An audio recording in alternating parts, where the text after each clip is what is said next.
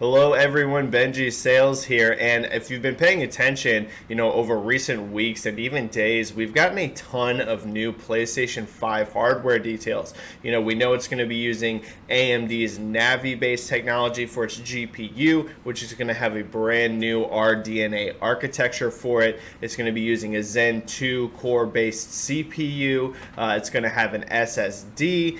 Basically, this is sounding like an amazing and very powerful piece of tech.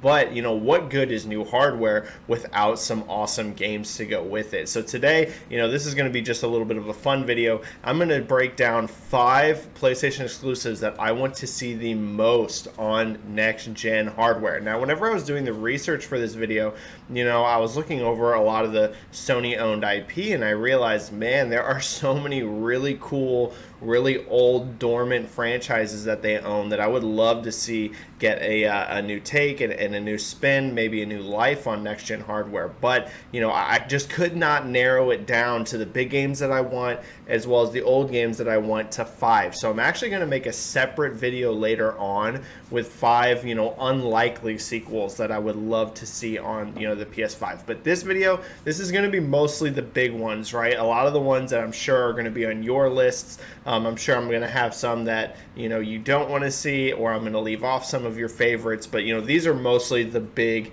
franchises. Now, there's going to be one on here that I think is going to surprise people. It's not necessarily a big franchise, and it almost falls into that older category. But I do think there's a chance that we see it. So that's why it's going to be in this video. And the other thing is, this is going to be pretty much all known IP and known franchises because, let's be real, predicting a new IP is really dang hard because it's a new franchise. You don't know anything about it. So this is going to be games, in series that we are all familiar with. Let's dive in. Coming in at number 5, and this is the one that I think might really surprise people, is Ape Escape VR, right? Now, Ape Escape is, of course, a franchise that's older now. We haven't seen a new entry in it in quite a while, and it's not exactly a huge, massive, megaton type franchise. But, I do think there's a slim chance we see this game actually happen. Now, I want this to be on next-gen VR. I think it'd be really fun, really cool, right? A way to introduce the new controllers that Sony is working on for their PSVR 2.0 headset, which they have not officially announced but is in development. And yeah, I think it would just be a really cool spin. It's a franchise that would work really well in VR, right? It has that stylized art style, something that usually transfers well into VR a little bit, easier than like super realistic graphics. Not that those don't transfer awesome as well. It's just, it's much more demanding on the hardware, whereas with something a little bit more stylized, a little more, with that cartoony almost look, it might be a little bit easier to pull off, even though the PS5 is not really going to be hurting for horsepower. But yeah, I just think it'd be really fun, really cool, a way to bring that IP back and make it, enticing to people by putting a new spin on it. Old school Ape Escape really was known for being one of the first uses of the DualShock controller, right? Really introduced those thumbsticks. I think we could see something similar for VR, right? Really introducing everyone to the new forms of control that they're using. I just think it would transfer really well, and I think there's a slim chance this happens. So yeah, Ape Escape VR, number 5. Coming in at number 4, I want to see a return of the Killzone franchise. Now, I know this series has had its ups and downs. The first game was pretty rough, and Killzone Shadowfall, I definitely enjoyed it, but I didn't like it as much as Killzone 2 and 3. Those are my favorites, Killzone 2 and 3, especially 3. That's not the most popular entry in the franchise, but personally, it's my favorite. I loved that game. I got the Platinum Trophy on it, and, I just think this franchise is pretty unique. It's got a really cool universe, very cool art style, and Guerrilla has come a long way in terms of their writing, right? We saw that with Horizon, and one of the big knocks that Killzone's always had is it's had, a lot of people think really rough writing, and I don't disagree with that. A lot of the dialogue and stuff's been kind of, but they've made a lot of strides, right? So Guerrilla has incredible technology, and really, Sony doesn't have a ton of these big first-party, first-person shooter IP. It was really Killzone and Resistance were the two that they were really pushing for a while. And I don't think we're going to get another Resistance. I think, that franchise is pretty much done with. But I think there's a very strong chance Killzone's coming back, especially because Guerrilla recently hired, some people that have worked on Rainbow Six Siege, right? A multiplayer first-person shooter game. I would wonder what exactly they would be working on over at Guerrilla, unless it would be the Killzone IP, right? It would seem weird to hire the Rainbow Six Siege, creative director, I believe it was the creative director, to work on a Horizon game, which is a third-person action game, right? Totally different. So that's my guess. I think Killzone is happening, some form of it, and I'm excited to see it. So, I really hope that franchise gets at least one more entry on the PlayStation 5. It also gives Sony a nice, first-person competitive shooter multiplayer game in their portfolio. Coming in at number 3 is going to be the sequel to God of War PS4. Now, some people might be surprised that this game isn't a little bit higher on my list, because for many of us, this was one of the best games of this generation, but there are 2 more that I want just a little bit more. But, this game was an amazing reboot. It made us care about a character that many of us were kind of finished with after God of War 3 by bringing a ton of depth to Kratos and really changing his motivations, making him less just about rage, even though there is still a little bit of that, and really making him, come to grips with his past and how to move forward as a father. Now, the one gripe I had with God of War PS4 is I really wish we had a few more of those big epic boss fights, right? That's one thing I did miss from the older games.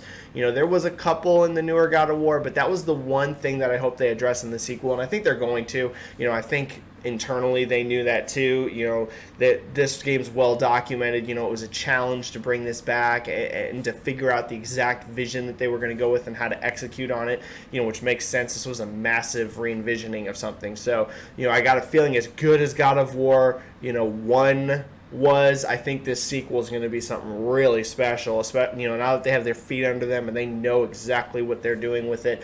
I think we're going to get some more of those big, huge boss fights and things like that, because the few that were in God of War PS4 were really, really well done. I just wish that we would have had like 2 or 3 more of those. But yeah, I don't think you get this game in the first year of PS5. That's a little bit too early, but I do think you're going to see it probably in the second year, right? Maybe towards the end of the second year, maybe that'll be their big holiday title there. But yeah, God of War coming in at number 3.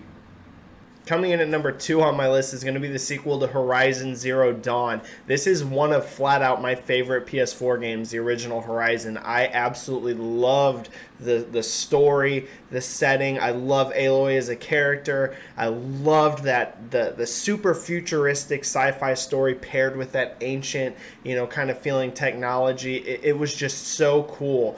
And, the story actually has a ton of depth. If you dive into, some of the lore and stuff that they introduce in it, it's just so cool. And the, DLC for it, the Frozen Wilds, I still think that's arguably the best DLC this entire generation. I really truly think so. It was such a good expansion.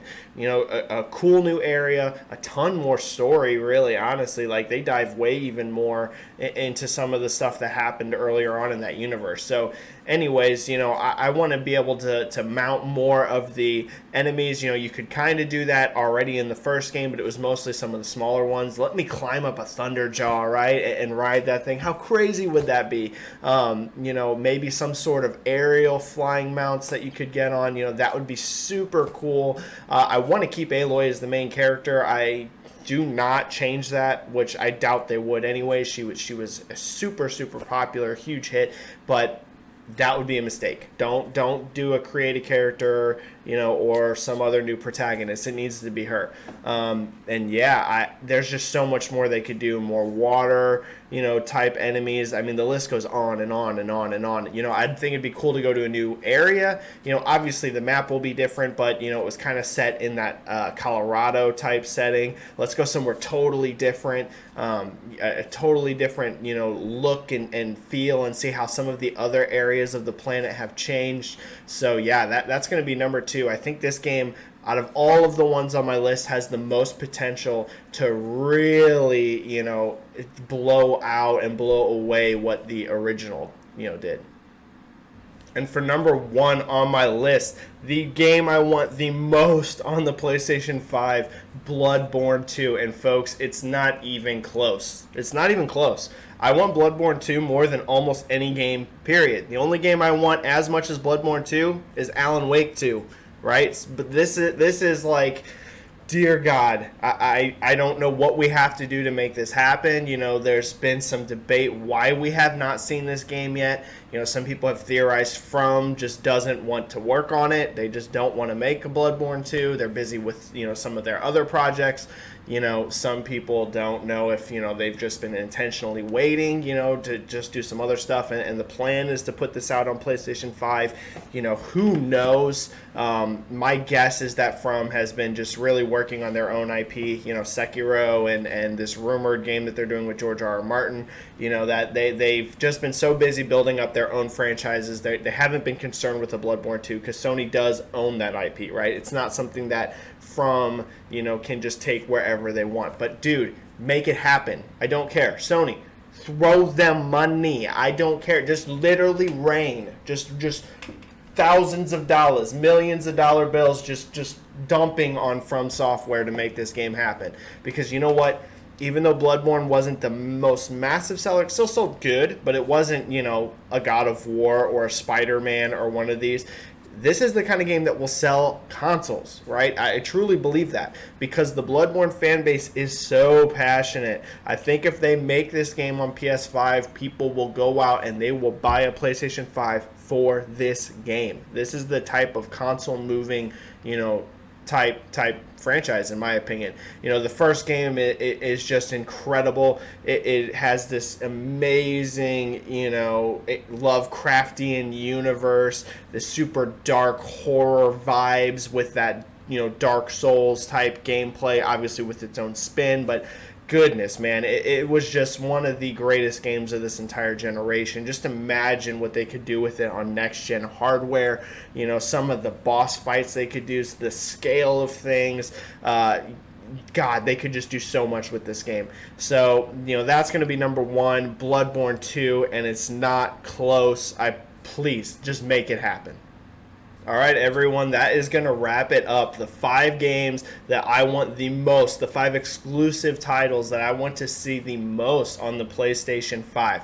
You know, a lot of those, like I said earlier in the video, were, you know, the big noteworthy franchises. I'm going to do another video with some of the smaller, more buried IP. But, you know, let me know what you think down in the comments. You know, what games of mine do you agree with, or are your top that you want to see the most? What are some ones that I left off? You know, some people are probably going to note, hey, there's no Spider-Man on here, there's no Days Gone. Well, hey, guess what? I haven't played either one of them yet. I know it's crazy. I own them both, but I'm just so buried in games I haven't played those. So I didn't want to throw a Spider-Man or a Days Gone 2 on my list, you know, when I haven't even played the first one. Even though I'm sure I'm going to love those games, you know, I have no experience with them. So, you know, these were games and sequels and franchises that I've played and that I love. So, you know, if you liked the video, make sure to hit the like button. Make sure to hit subscribe. Follow me on Twitter. I am at Benji-Sales. You know, I really focus on talking about the sales and business side of the industry, but I talk about gaming in general because games are,